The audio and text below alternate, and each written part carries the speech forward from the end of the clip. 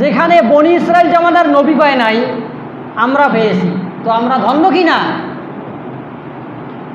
আমার নবী বলেন, ওতিয়াস সলাতি খামসুন, আল্লাহ রাব্বুল আলামিন আমাকে ভালোবেসে মহব্বত করে 5 ওয়াক্ত সালাত আমি রাসূলকে দান করেছে।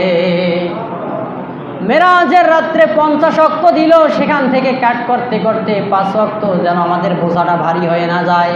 কিন্তু 5 ওয়াক্ত যদি আমরা না পড়তে পারি, আমাদের কপালে কষ্ট আছে কিনা, বিপদ আছে কিনা? এই বিপদ সাধারণ বিপদ নয় যে দুনিয়ার জমিনে জেলখানায় গেলে আমার আব্বা একবার যাবে, একবার বড় ভাই যাবে দেখতে, একবার আদরের স্ত্রী যাবে, একবার মা যাবে, কেউ সেখানে যাইতে পারবে না। তোমাকে দেখলেই তারা দৌড় দেবে, কেউ সাড়া দিবে না।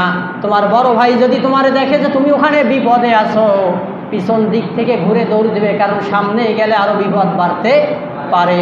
তোমার আব্বার সাথে তোমার দেখা হবে, তোমার আব্বা বলবে দুনিয়ার জমিন আমি বিয়াই করি নাই, তো সন্তান পাবো কোথায়? এই কথা বলে আপনার আব্বাও চলে যাবে, কেউ আপনার ডাকে সাড়া দিবে না। তো বিপদ ভালো না খারাপ? খারাপ বিপদ। কারণ সেই বিপদ মুহূর্তে সর্বপ্রথম কিয়ামতের কঠিন ময়দানে আপনার আমার হিসাব নেওয়া হবে নামাজ। কিসের?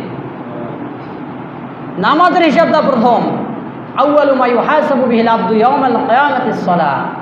কিয়ামতের ময়দানে সর্বপ্রথম বিচার হবে নামাজের বিচার। বান্দা নামাজের হিসাব দে, তারপর কোথায় যাবি যা। জাহান্নামে যদি যাও, নামাজের হিসাব দিয়ে যাও, কারণ নামাজের হিসাব ছাড়া কোথাও যাওয়া এক পা সামনে অগ্রসর হতে দিবে না। তাহলে আমাদেরকে আমার নবীকে আল্লাহ রাব্বুল আলামিন ভালোবেসে 5 ওয়াক্ত নামাজ দিয়েছে। আউতিয়া খাওয়াতিমা সূরাতুল বাকারা।